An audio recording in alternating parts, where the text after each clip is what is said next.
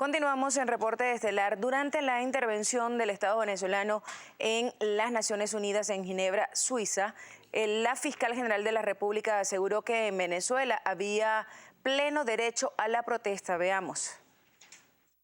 Murieron 43 venezolanos, entre ellos un fiscal del Ministerio Público que estaba verificando el estado de salud de una persona. Iba a buscar el médico para trasladarlo a un centro de salud para verificar el estado en que se encontraba. Bueno, murió un fiscal del Ministerio Público. Y si es cierto, se produjeron muchas detenciones, de las cuales el Ministerio Público, como poder autónomo, independiente, inmediatamente les otorgó la libertad, porque no lo que suscribe el policía siempre es cierto, muchas veces son ciertos, pero nosotros tenemos el deber de observar cuando las actas policiales vienen elaboradas correctamente y pedir la libertad de la persona detenida cuando ha sido detenida injustamente. No vamos a permitir bajo ninguna circunstancia que esos hechos ocurran.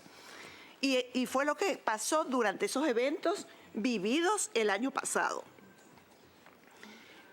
Aparte de estas 43 personas que resultaron, que perdieron la vida y que muchos fueron maltratados, otras personas maltratadas, otras sufrieron lesiones, nosotros tenemos todavía privados de libertad 14 funcionarios policiales.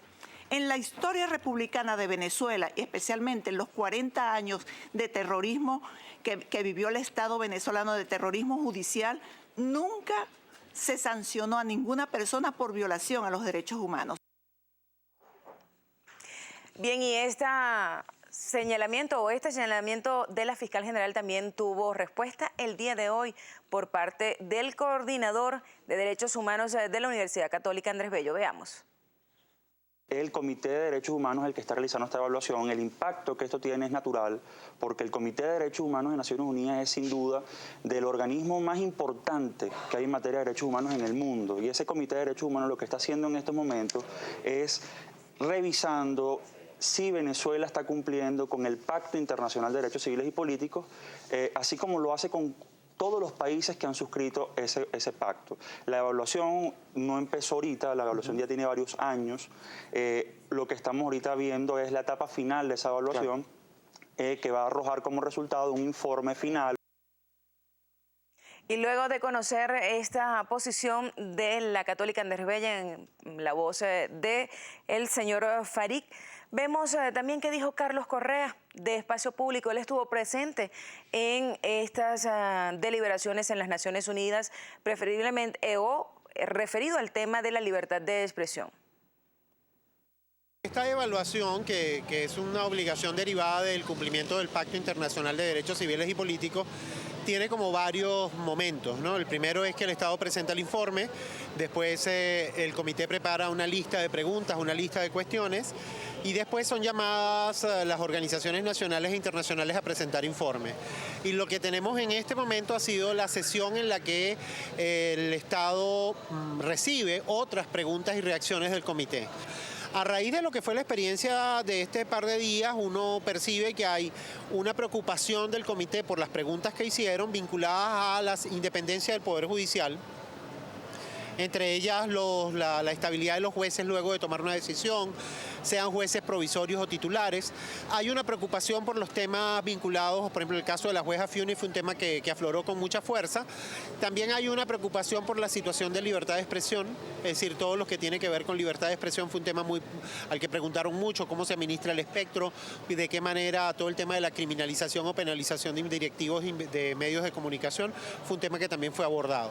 Me parece que estos son dos temas sustanciales que salieron presentes. Igual hay otra cantidad de temas, la preocupación por la criminalidad, es decir, el examen tuvo, aparte del tiempo ordinario, una extensión de un par de horas para que el Estado pudiera responder preguntas, y en estas 48 horas el Estado todavía puede presentar respuestas a las preguntas que le fueron hechas. Nosotros participamos en 3 informes. Uno, el informe del Foro por la Vida, que es una coalición de organizaciones venezolanas de derechos humanos, que hizo un balance de todos los derechos del pacto. Después participamos en un informe propio sobre la situación de libertad de expresión en Venezuela, y participamos con otro informe que presentó la coalición Pro Acceso sobre acceso a la información pública en Venezuela, que por cierto fue también uno de los temas que surgieron allí. Es decir, un relator preguntó expresamente por qué no respondían a las inquietudes que se presentaban muchas veces o que las organizaciones presentaban en Venezuela pidiendo información sobre determinados problemas o temas, ¿no?